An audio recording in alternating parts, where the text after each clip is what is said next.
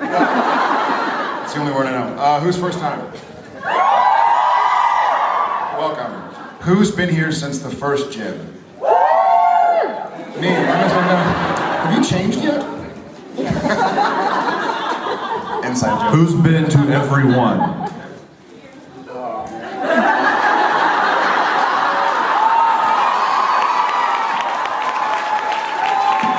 Don't pick that up unless you're gonna do something. Oh yeah, I better get to my side. We're thrilled to be here, guys. Good morning. It was smart to do this early in the day.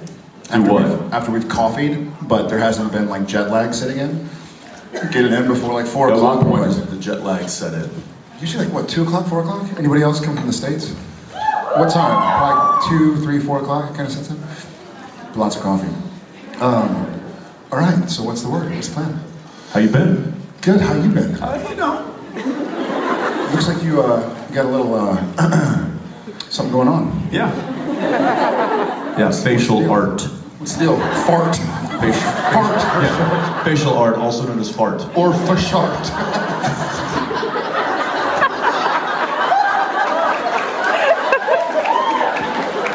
We're both for sharting.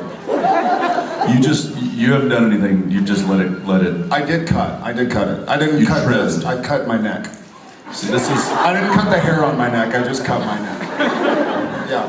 This is what we love talking about on hiatus. Because we never get to this discussion during the season. When the season's going, we are interesting people. When the season's not going, we're just like home. Uninteresting. Uninteresting. With the kids. Just chasing them and growing beards and getting fat. All right, before I just talk forever. No, please. Okay. Please continue. Have a seat. Let's get to some... riveting. Let's get to some questions. Hi. Hi, since I'm the first, I just want to say thank you that you're both here again. And my question... I feel like that was directed towards me a little bit. You know, it was. It's good to be here. My question is, I love the episode Just My Imagination, and I want to ask, how would your imaginary friend look like as a child? My imaginary friend as a child looked a lot like Jensen. Handsome. Devilish charm. Strong jaw. For sharks. You know, speaking of that, I saw something the other day. I was at this this outdoor, it was like an art fair in Austin, and there were these giant. You remember the old green? Well, of course, that's part of the show. But like, I used to actually play with these when I was a kid. The little green army men. Yeah, of course. Which was in the Impala season 5. Anybody seen it? So I should take a picture, but an artist. We all know what army men look right, like. but an artist had made them like double life size. So there were these huge, massive, like army men, and I just stopped and I just felt like a kid again. I was just staring at them, going like, and I looked at Danielle and I'm like, can we get one? She's like, where are you gonna put that? I'm like, in the yard. The guy that's crawling on his hand Yes. yeah, they had that. He was right there. I loved it. Was it like a for sale or was it an Yeah, it was an art buy installment. it? Yes. Yes. We didn't buy it. Yeah, obviously. Was that what your imaginary friend was? Was it army man? Well, as I was saying, I didn't really have imaginary friends, but I had a pretty crazy imagination because I would blend worlds. I would have like my G.I. Joe men and the army men, and then I would take the Lincoln logs and build fortresses and then like have them all destroy each other. Who would You win? can jump in anytime. I don't know if I necessarily had an imaginary friend. Did you? I wish I did. No, but I think my friend would look like him. Yes. Well, thank you very much. Dankeschön. Bitteschön.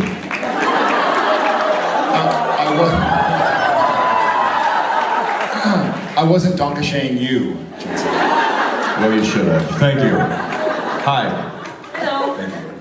Hi, my name is Elena. And first of all, I would like to say congratulations on wrapping up season 11 and the season 12 renewal. We'll be with you guys until the very end. Okay. Thank God. Yeah, everybody's left us this year, so we're happy. Okay, so my question is, what is one moment you felt really proud of your characters on the show and of yourselves in real life? Jared? Why don't you take this one? There have been a lot of moments where I was really proud of Sam.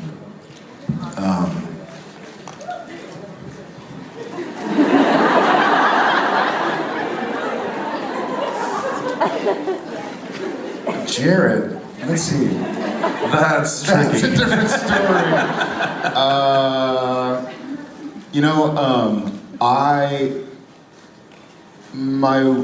I'm gonna go with, my wife was very grateful to me, and this is weird, but I say we like I deserve credit. She had a really long labor with Tom. She went into labor on Friday. We were shooting the scene where Sam is chasing around Kevin Tran, trying to get the thing. And then I got a phone call, like, okay, I'm in labor. And I was like, all right, let me finish this shot, and I'll head down to you. And then she labor from Friday night till Monday morning. Oh my God. Yeah, but she always thanks me. She's always like, you were so great and helpful. And I was mortified, terrified. I was like, something's gonna happen. This isn't supposed to be like this. What about her? What about the baby? But I guess I hit it pretty well. And so I'll say like that maybe is a part that I guess I'm proud of because I was thanked for it, you know? Sam, a lot of times, for some reason, I'm thinking about Sam getting rid of Gadriel and giving him back to Tomo. It took some strength for Sam to get rid of Gadriel. I like that. That was pretty fun. Dean Jensen.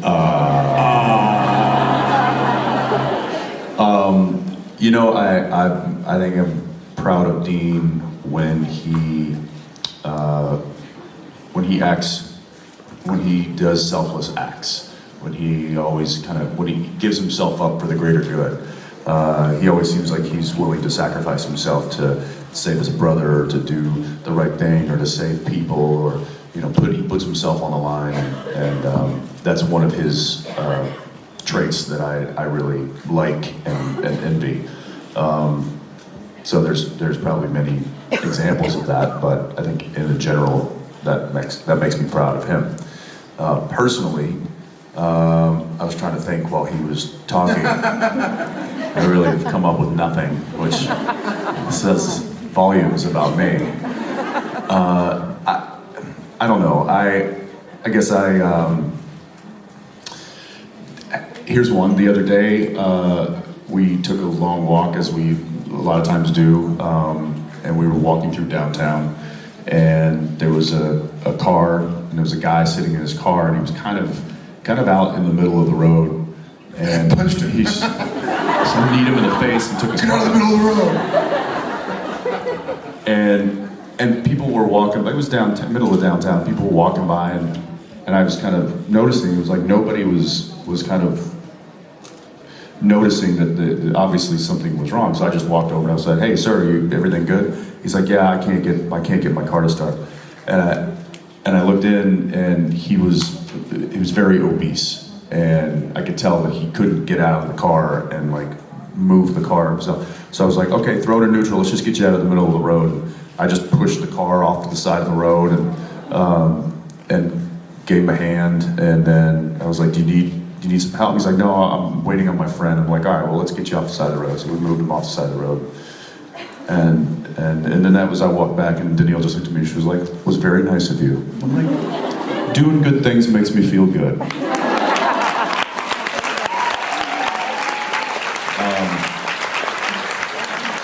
But I will say more importantly, I think what what fills me with pride is when my little girl is scared of something and I show her that it's not necessary to be scared.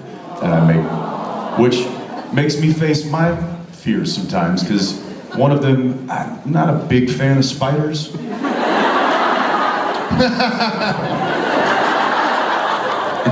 and she isn't either.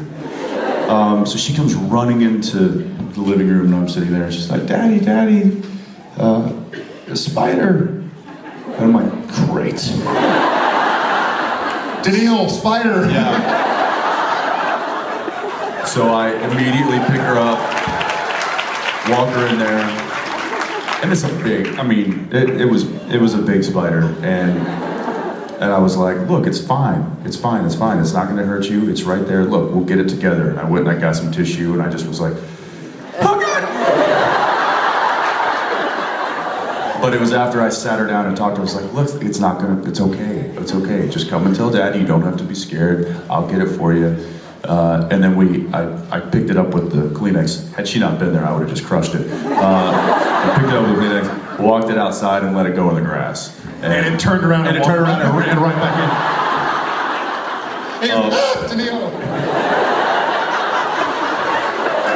So showing her that she doesn't need to be afraid.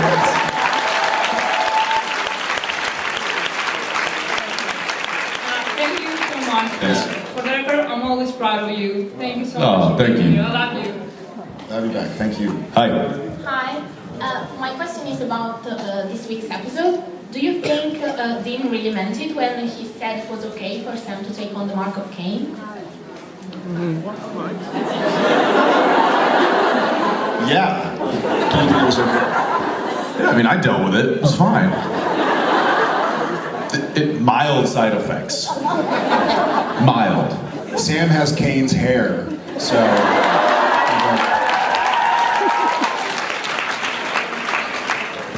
And Gandalf's beard, which is a bit of a twist for season 12. Samdolf.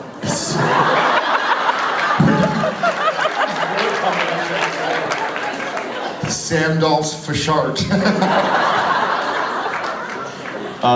Yeah, you know, that was it was really kind of glossed over, and the script, you know, that's what it said in the script. And I was like, I feel like there should have been a little bit more of a moment there, or hesitation, or an explanation, or just something.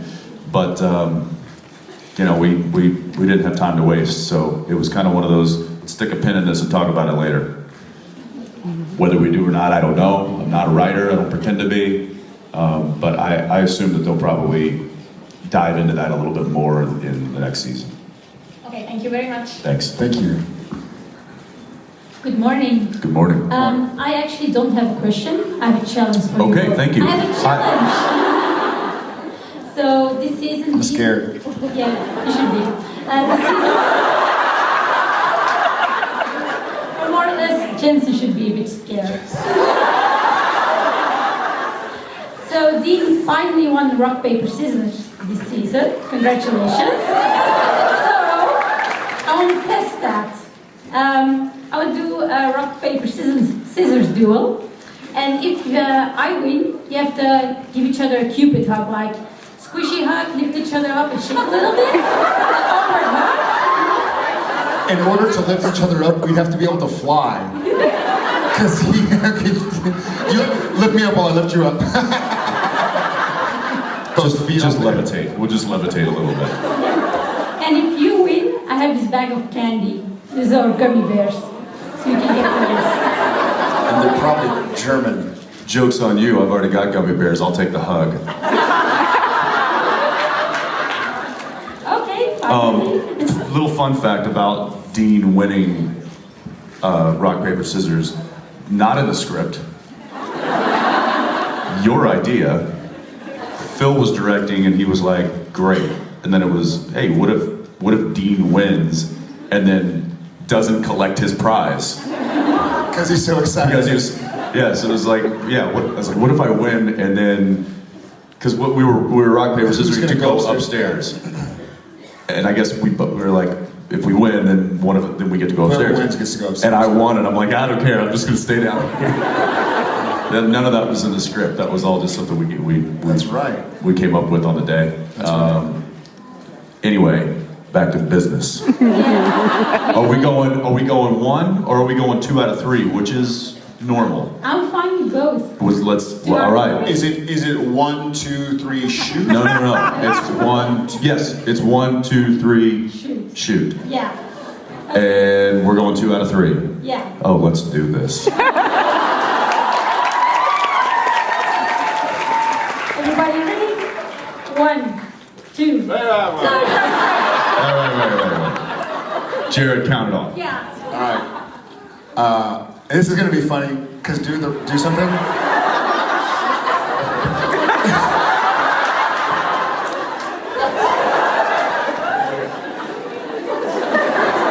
So this is gonna be funny because the audience is gonna see what you did after you do it. So I'm gonna see you live.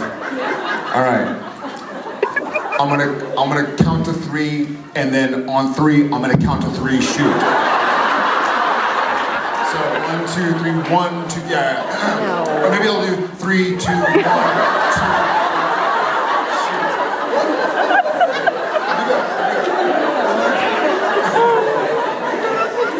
2. We should go from 4, 3, 2.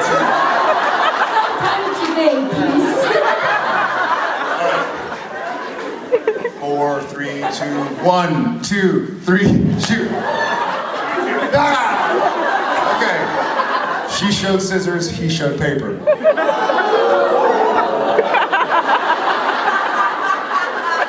He needed more time. We're going from 5. 5, 4, 3, 2, 1. 1, 2, 3, shoot. Ooh, tie.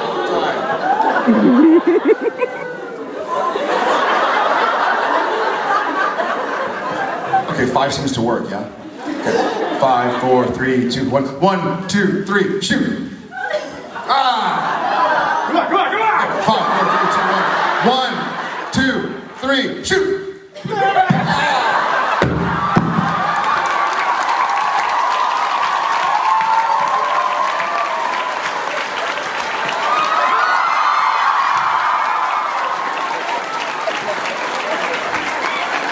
How did I get stuck hugging him? I can give you the candy as consolation prize.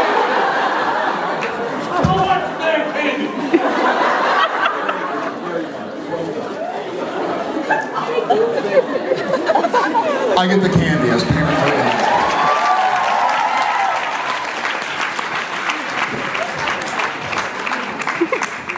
I probably should have counted right. Congratulations. Next. Sorry. Good to see you. Good to see you. Was wondering, since we are near to season finale, what can you say about it to us? And how did you react when you read it? Basically, this is what happens. Because some people are going to be flying during the finale. We probably should just go ahead and tell them. Yes. I think so.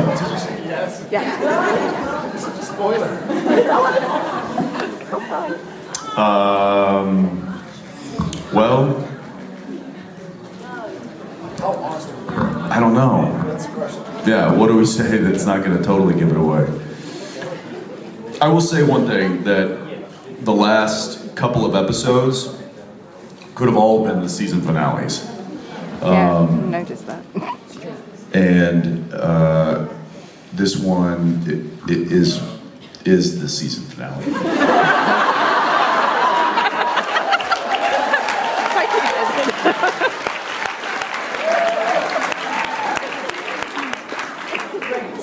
There you go. That was the exact. Jensen and I were hanging out at his house in Austin with a couple of friends, and we were playing a game, and it was late.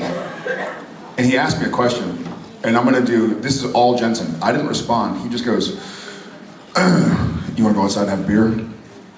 Yeah, that's a good idea. Let's do that. And just that was the exact. And this one is the season finale. Like, I didn't answer the question, Jensen. You just answered your own question. Yeah, let's do that. Yeah, the last, for instance, when I read 20, where Is anybody not caught up? Okay. Yep, carry on. All right. When we see Chuck and he helps the town out and says we need to talk, like that could have been a great season finale. And then how did 21 end? 21 maybe. There were a lot of builds. It was a big season, and it kind of caught, in my opinion, it kind of caught up to us. Like we were like, wait a second, we're in the 20s. Like we have so much stuff to do, and so a lot of story points got put into not a lot of, which I guess makes for great television because the episodes aren't just dragging, stuff's going on. So it was like a 4-part finale. Yeah, you almost like been watching the finale. I guess that's a weird way to kind of skirt the issue. But obviously the boys, with the help of some of another cast of characters, tried to do something in episode 22, and they're not going to give up so easily. Let's say. And they talk about it. They what? And then they talk about it. And then they talk about it. Stuff happens, then they talk about it, and then they die. Oh, I mean, then they talk about death. Wouldn't be a surprise, really.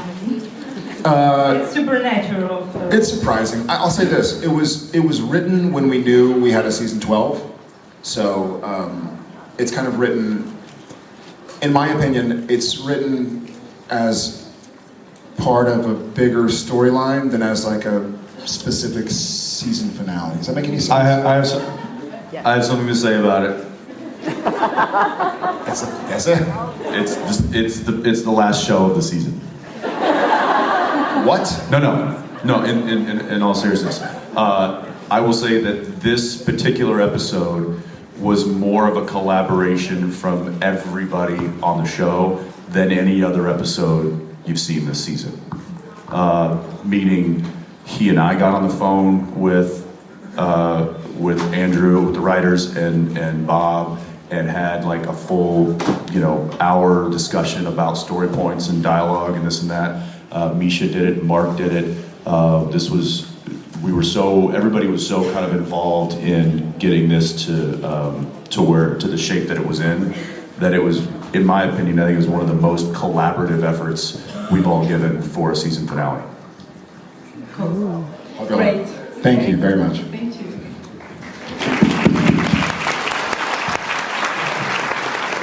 Because Winchester's dialogue never seems to last, I was wondering if you would consider mortality a gift or a curse.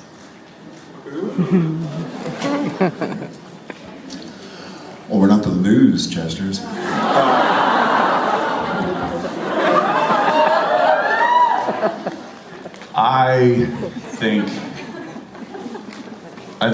I'm going to go blessing, because it enables us to continue to save people and to fight. I would say that if they knew that they were immortal, then that would change everything. But the fact that they don't know that that they don't count on the fact that they're going to get brought back, or that they're not going to be dead forever, or whatever it is, they still fight with the passion of, I could go down doing this, and I don't care, I'm going to do it anyway. I'm going to sacrifice my life for this. Sometimes they win, sometimes they... Dang it. Don't say it. Don't say it. Kind of boxed myself in on this one. Sometimes they win later. Sometimes they win, and sometimes they win later.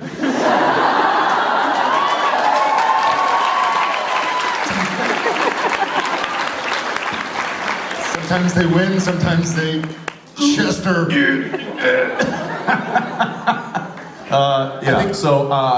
I'm sure if they knew that they were, if they were like, hey, guess what, you will never die, then that might be a curse. But it also allows us to thematically tell a story about people making the ultimate sacrifice, which if we were immortal, then it wouldn't mean as much, right? Because they'd be like, well, coming back anyways. But because we see what they're willing to give up in order to fight for what's right, it's a story that we can all kind of put ourselves into, because we're like, what would I, die for? What would I be willing to die for? As opposed to like, what would I be willing to just do? Because I can just do it, and it asks you, what are you willing to sacrifice, right? What are you willing to risk? So I guess in that sense, let's say blessing. Yeah. Thanks. Thank you. Hi. Hi, good morning, gentlemen. Good morning. I love it when they do that. What was that? They talk at the same time. They say the same thing at the same time. That's the gesture. They talk at the same time.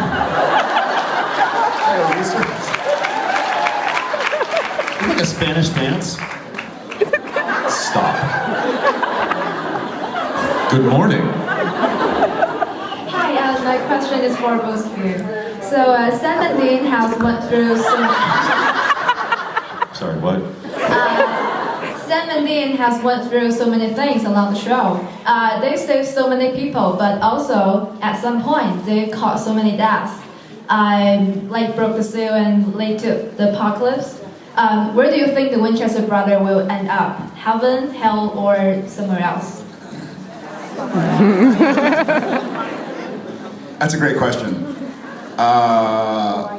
Yeah, we We have should just have a whole season of the Winchester brothers in purgatory.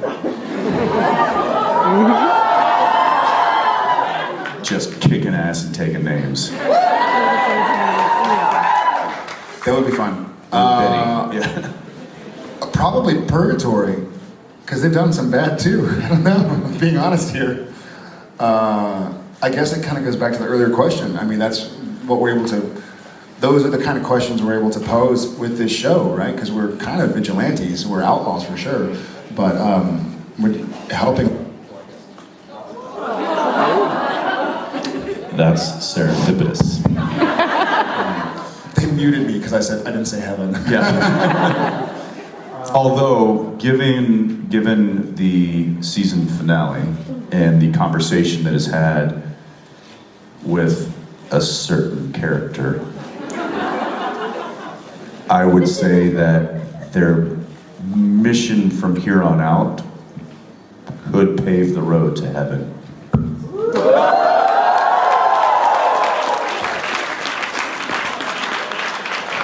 That having been said, it seems like No.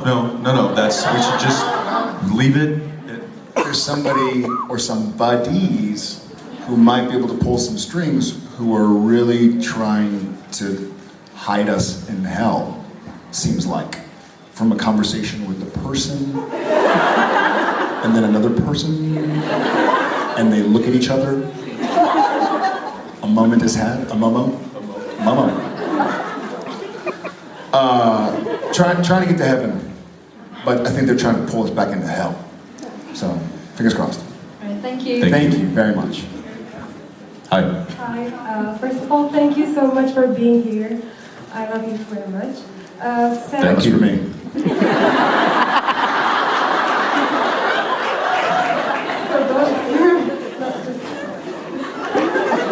We can share. My question is, Sam and Dean have been through pretty much the same things. They've faced a lot of bad, and Sam's been to Lucifer's cage, and Dean's been to purgatory, to hell. So I was wondering, why do you think Sam is more enthusiastic about God when Dean is more reproachful?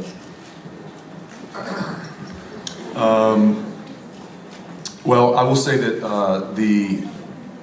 the scene I think you're referring to is when we sit down and talk with Chuck, and that was the way that was written wasn't necessarily the way that I played it. It was written kind of.